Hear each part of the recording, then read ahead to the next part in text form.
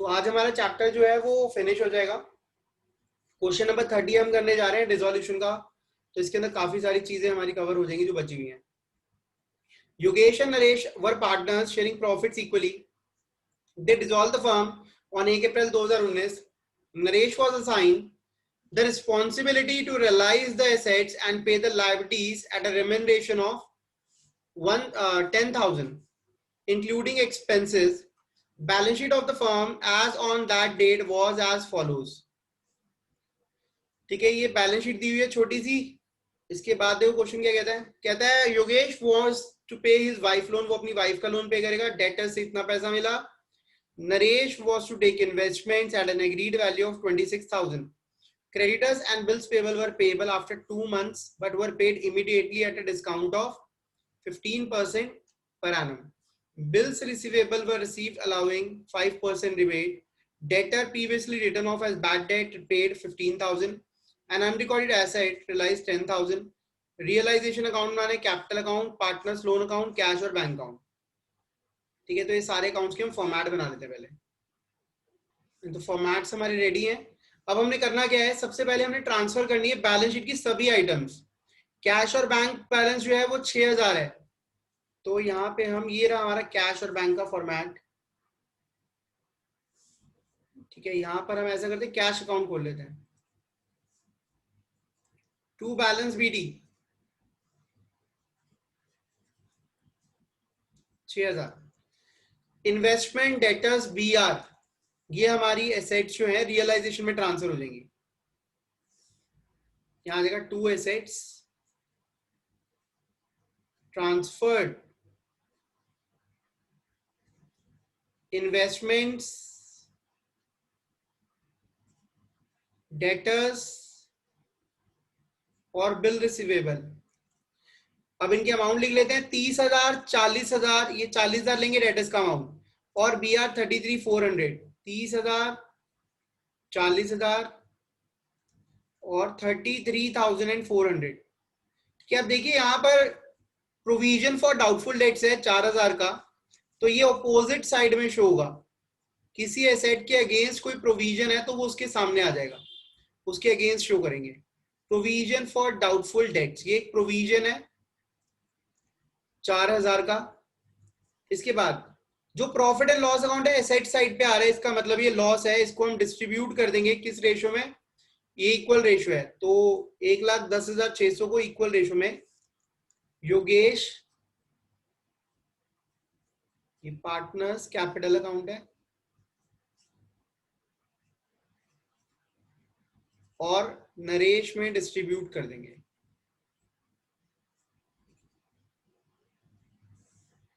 तो ये आ जाएगा to profit and loss account 55,300, 55,300। ठीक है, अब देखिए क्रेडिटर, अब बाकी लायबिलिटी साइड की जो आइटम्स है उनको हम ट्रांसफर करते हैं। तो यहां लिख देंगे बाय लायबिलिटीज ट्रांसफर्ड। यहां पर सबसे पहले आइटम क्या पड़ी हमने, क्रेडिटर्स देखी थी।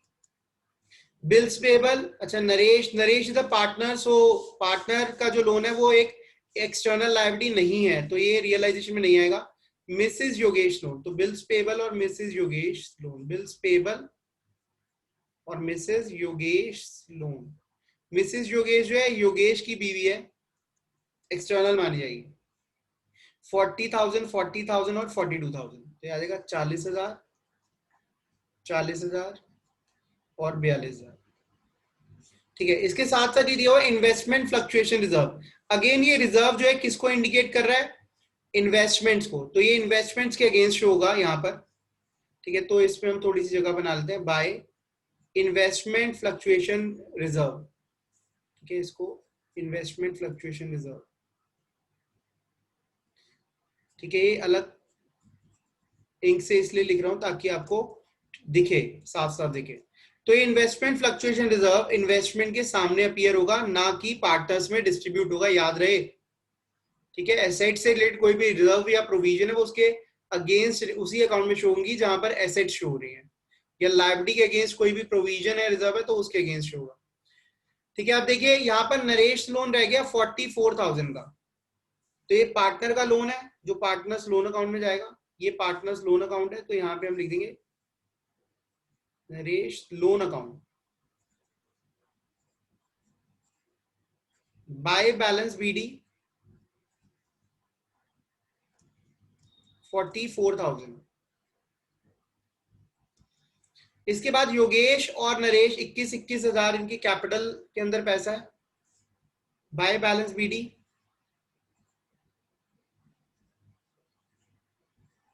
21,000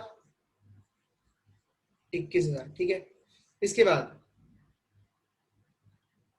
अब देखिए योगेश वॉज टू पे हिज वाइफ। अच्छा, फर्स्ट ऑफ ऑल सबसे ऊपर कुछ लिखा हुआ था कि हमने ये नरेश को रिस्पॉन्सिबिलिटी दी है, 10,000 रुपए हम उसको देंगे, वो सारा डिसोल्यूशन का खर्चा वर्चा सब कुछ वही देखेगा।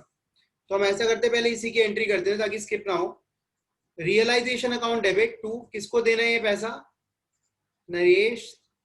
कैपिटल अकाउंट हमने उसके साथ तय कर लिया कि रियलाइजेशन का खर्चा वर्चा सारा तू पे करेगा, जिसके लिए हम तुझे 10,000 रुपए दे रहे हैं, और ये नरेश के कैपिटल अकाउंट में क्रेडिट हो जाएगा बाय रियलाइजेशन अकाउंट।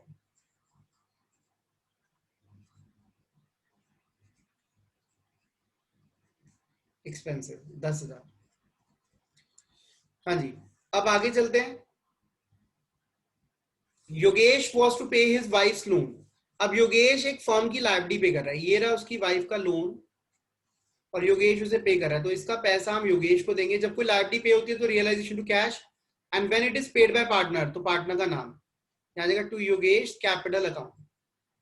ये पैसा जो है, जो ये पे कर रहा है वाइफ का लोन, मिसेस योगेश लोन खत्म हो गया 42,000। अब ये पैसा योगेश के कैपिटल अकाउंट में क्रेडिट हो जाएगा बाय रियलाइजेशन अकाउंट, ठीक है, Mrs Yogesh loan 42,000। Next, debtors realise 30,000, तो डेटर्स से रिकवरी हुई है हमारी 30,000 की, तो यहाँ जाएगा बाय कैश अकाउंट, डेटर्स से 30,000 हमारे पास रिकवर हुआ। नेक्स्ट, इसके बाद क्रेडिटर्स एंड बिल्स पे। अच्छा, Naresh who was to take investment agreed value of 26,000। अब देखो नरेश जो है वो इन्वेस्टमेंट टेक ओवर कर रहा है, तो यहां हम इन्वेस्टमेंट का पैसा नरेश के कैपिटल अकाउंट से काटेंगे कि क्या लेकर जा रहे हैं, इन्वेस्टमेंट। वैल्यू इज 26,000 की वैल्यू पर वो लेकर जा रहा है। अब ये पैसा हम इसके अकाउंट से डेबिट कर रहे हैं to realisation account. Investment take over करिए इसमें, तो यहाँ आ जाएगा इन्वेस्टमेंट 26,000 रुपीज हमने इससे काट लिया। Creditors and bills payable after 2 months, इनको हमने 2 महीने बाद पैसा देना था, बट वर पेड इमीडिएटली, लेकिन हम इनको अभी पे कर रहे हैं एट डिस्काउंट ऑफ 15% पर आना। अब देखो क्रेडिटर और बिल्स पेबल को हमने कितना पैसा देना था, पहले ये देख लेते हैं। तो creditor and bills payable is 40,000 40,000, 80,000 रुपए हमने इनको देने थे, 2 महीने बाद देने थे, लेकिन अभी हम इनको पैसा दे रहे हैं तो हम इनसे कह रहे हैं डिस्काउंट दो, तो 2 महीने का हम इनसे डिस्काउंट ले लेंगे। 15% पर एनम है ना, पर एनम, तो 15% इंटू 2/12, तो ये कितना आ जाएगा 6।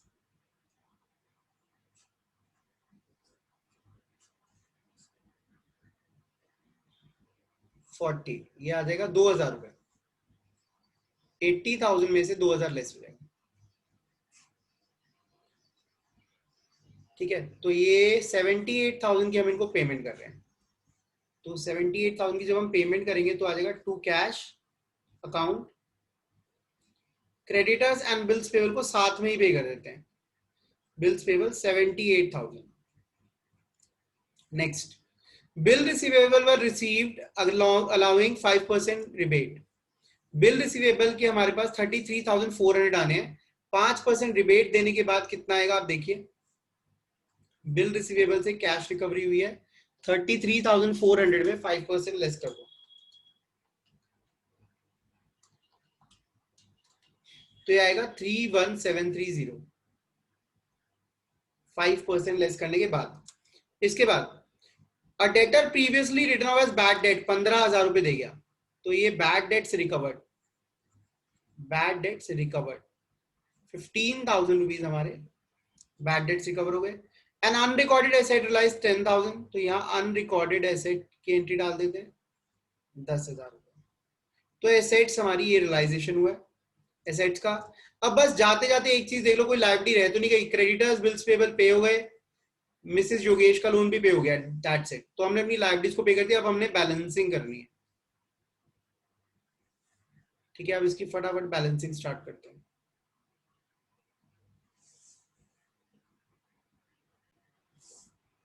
हाँ जी, तो क्रेडिट साइड का टोटल है 246,730, डेबिट का इतना टोटल है। हमारे पास रियलाइजेशन प्रॉफिट आ गया, realisation profit that is for 1,330। अब इसको हम योगेश और नरेश में बराबर बराबर बांटेंगे।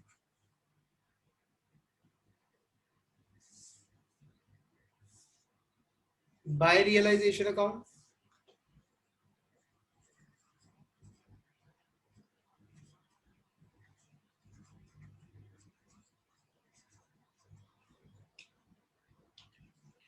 Triple six five.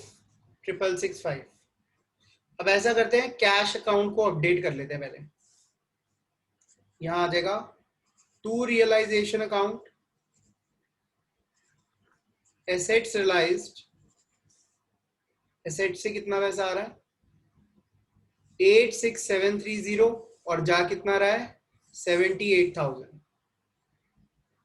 तो यहाँ पे 86730 आ रहा है और 78,000 हमारा पेमेंट हुई है लायबिलिटीज को by realisation account, liabilities paid. ठीक है, अब इसके बाद हमें क्या करना है, नरेश का लोन चल रहा है, लेकिन इसका लोन पे करना ही नहीं करना डिपेंड करता है इसकी कैपिटल पर।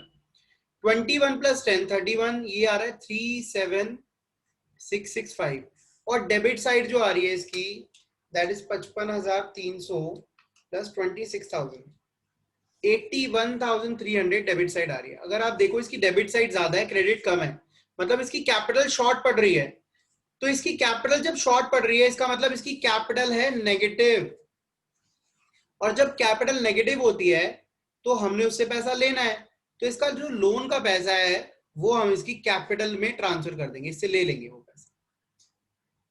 ठीक है, जो हमने इसको लोन का पैसा देना था ना वो देंगे नहीं, वो कैपिटल के साथ एडजस्ट कर देंगे, क्योंकि हमने इससे पैसा लेना है। 44,000 इसकी कैपिटल में ट्रांसफर कर दिया हमने। ठीक है, तो यहां पर आ गया बाय नरेश लोन अकाउंट 44,000। तो अब जो है टोटल के अंदर 44 और ऐड हो गया, 37,665 प्लस 44,000, 81,665। ठीक है, अब हमने इनको सेटल करना है। सेटल कैसे करेंगे, 81,665 यहां पर आ रहा है, ये आ रहा है 81,300। तो इसको हमने पेमेंट करनी है टू कैश अकाउंट, कितने अमाउंट की 365 रुपीज ओनली। और अब हम योगेश को देख लेते हैं, 21 + 42 665। इसकी जो क्रेडिट साइड आ रही है that is 6,665 and debit side is 55,300। तो यार ये 14,365 रुपए की हमने इसको पेमेंट करनी है। 14,365 और 365 की हम पेमेंट करते हैं बाय योगेश कैपिटल अकाउंट 14,365 और बाय नरेश कैपिटल अकाउंट 365। क्या आ जाएगा 6,000 + 86730। डेबिट साइड आ रही है इसकी 92,730 और क्रेडिट भी इतनी आनी चाहिए 78,000 + 14,365 + 365, दैट इज अगेन सेम 92,730। तो हमारे पास बैलेंस क्या बचा, 0 बचा, और हमारा आंसर बिल्कुल ठीक है। कोई डाउट है तो आप पूछ सकते हो इसमें।